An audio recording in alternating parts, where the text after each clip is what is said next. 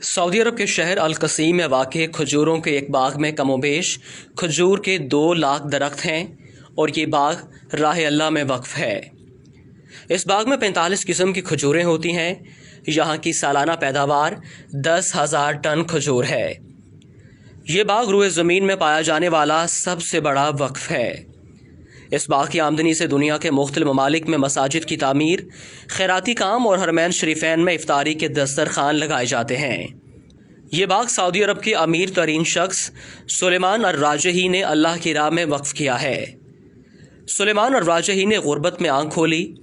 वो स्कूल में पढ़ रहे थे कि एक दिन स्कूल इंतज़ामिया ने तफरीही टूर तश्कील दिया और हर तालिब इल्म से 1 रियाल जमा करवाने को कहा।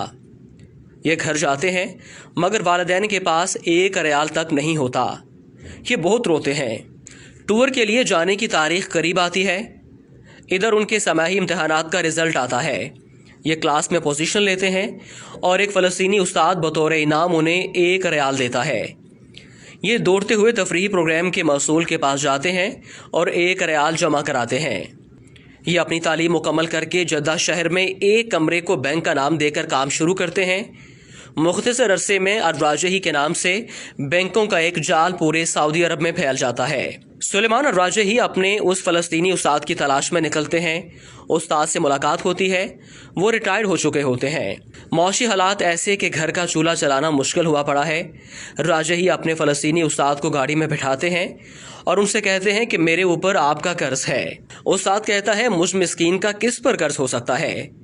राजही अपने उस्ताद को याद कराते हैं कि सालों पहले आपने मुझे 1 रियाल इनाम दिया था। उस्ताद मुस्कुराता है कि आप अब वो 1 रियाल मुझे वापस करना चाहते हैं। राजही एक बंगले के सामने गाड़ी खड़ी करते हैं जिसके सामने एक बेशकीमत गाड़ी भी खड़ी है। राजही अपने उस्ताद से कहता है, ये बंगला और गाड़ी अब से आपके हैं। मजीद आपके तमाम अखराजात हमारे ज़िम्मे होंगे। फ़लस्तीनी उस्ताद की आंखों में आंसू भर आते हैं और वो कहते हैं कि ये आलीशान बंगला, ये महंगी गाड़ी, ये तो बहुत ज़्यादा है।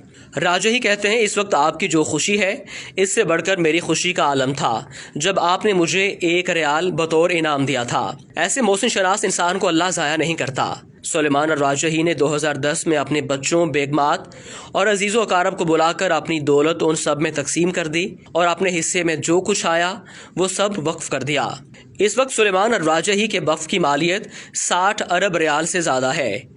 ये सऊदी अल-बतनिया कंपनी और राजही बैंक के मालिक हैं जिन्होंने कोरोना वायरस के लिए 170 मिलियन रियाल इमदाद के तौर पर दिए हैं और मक्का मुकरमा के अंदर 2 होटल वजारत सेहत के हवाले कर दिए।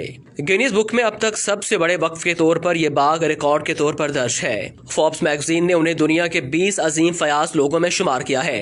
शायद सऊदी अरब का कोई शहर ऐसा नहीं मिलेगा जहाँ राजही फैमिली की तरफ से मस्जिदें तामीर ना की गई हों। नीज दावती सेंटर्स, मेकरात, कुरानिया, खैराती जमीयत वगैरह में आपका भरपूर ताउन रहता है। और इससे बड़ी बात यह है कि ये अपने मुलाजमीन को माह ख़त्म होने से पहले उनकी उजरत दे देते हैं, जबकि मुलाजमीन की तादाद 1.5 लाख से ज़्यादा है।